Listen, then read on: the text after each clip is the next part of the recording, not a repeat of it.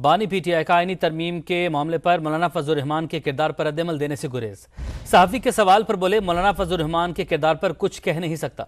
Adiala jail में सहाफ़ियों से गैर रस्मी गुफ्तगू करते हुए कहा, मुल्क में जमहूरियत को मजबूत देखने वाली तमाम फोर्सेस को इकट्ठा होना होगा। अगर मौलाना फजल रहमान भी साथ खड़े हैं तो अच्छी बात है। हुकूमत नंबर पूरे कर रही है, इन्होंने तरमीम लानी ही लानी है। 9 मई को हमारी पार्टी खत्म करने की कोशिश की गई, सिर्फ सुप्रीम कोर्ट से लोगों को उम्मीदें हैं, उसे तबाह किया जा रहा है। सहाफ़ी के सवाल पर बोले, मौलाना फजल रहमान के किरदार पर कुछ कह नहीं सकता। अडयाला जेल में सहाफ़ियों से गैर रस्मी गुफ्तगू करते हुए कहा, मुल्क में जमहूरियत को मजबूत देखने वाली तमाम फोर्सेस को इकट्ठा होना होगा। अगर मौलाना फजल रहमान भी साथ खड़े हैं तो अच्छी बात है।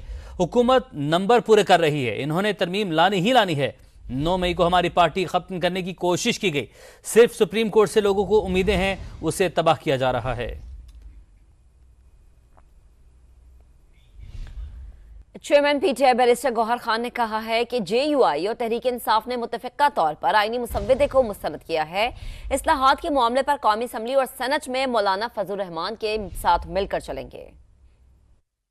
मौलाना साहब के साथ हमारी कई मुलाकातें हुई हैं, पहले भी मुलाकात हुई, आज भी बड़ी खुशगवार मुलाकात हुई है। मौलाना साहब ने स्टेटमेंट भी दी है, क्योंकि एक बात हो रही थी वो ये कि फ्लोर ऑफ द हाउस पे ख्वाजा आसिफ साहब ने कहा था कि ड्रॉप वही है जिसके कुछ मंदरजात डिस्क्लोज हो चुके हैं। फिर बिलावल साहब ने कहा कि नहीं, ये तो वो ड्राफ्ट है नहीं जो डिस्क्लोज्ड है। तो हमें खुद भी ये नहीं था कि हम तो मांगते रहे कि ड्राफ्ट कौन सा है, इसलिए आज हम दोनों ने मुतफ़िक़ा तौर पर उस ड्राफ्ट को तो रिजेक्ट कर लिया है, लेकिन आगे देखते हैं किस किस्म का ड्राफ्ट इनकी तरफ से आता है ताकि फिर उसको फर्दर कर सकें। विश्लेषण के हद तक हम बिल्कुल मिलकर चलेंगे, चाहे वो कौमी असम्बली है चाहे वो सेनेट है। आपस में मुशावरत से मामलात आगे बढ़ाएंगे। असद कैसर भी मौलाना के हम आवाज बोले, आईनी तरमीम पर मुशावरत से आगे बढ़ेंगे।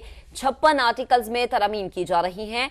अपोजिशन से तो आईनी तरमीम छुपाई जा रही है, लेकिन इन्होंने अपने अरकान पार्लियामेंट को भी अंधेरे में रखा। क्या ऐसे कानून साजी होगी? ये मुल्क कैसे चलेगा?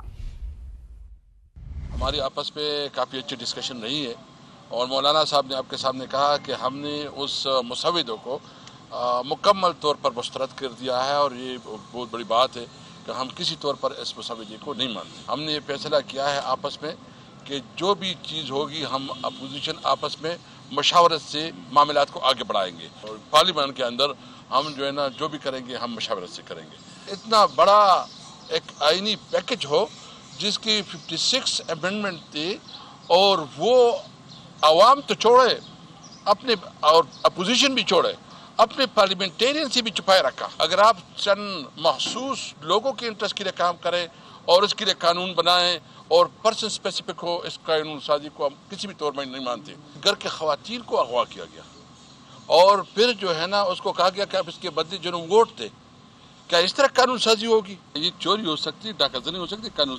सहाफ़ी के सवाल पर बोले, मौलाना फजल रहमान के किरदार पर कुछ कह नहीं सकता।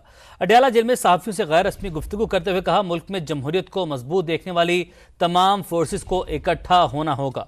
अगर मौलाना फजल रहमान भी साथ खड़े हैं तो अच्छी बात है। हुकूमत नंबर पूरे कर रही है, इन्होंने तरमीम लानी ही लानी है। 9 मई को हमारी पार्टी खत्म करने की कोशिश की गई, सिर्फ सुप्रीम कोर्ट से लोगों को उम्मीदें हैं, उसे तबाह किया जा रहा है। सहाफ़ी के सवाल पर बोले, मौलाना फजल रहमान के किरदार पर कुछ कह नहीं सकता। अडयाला जेल में सहाफ़ियों से गैर रस्मी गुफ्तगू करते हुए कहा, मुल्क में जमहूरियत को मजबूत देखने वाली तमाम फोर्सेस को इकट्ठा होना होगा। अगर मौलाना फजल रहमान भी साथ खड़े हैं तो अच्छी बात है। हुकूमत नंबर पूरे कर रही है, इन्होंने तरमीम लानी ही लानी है।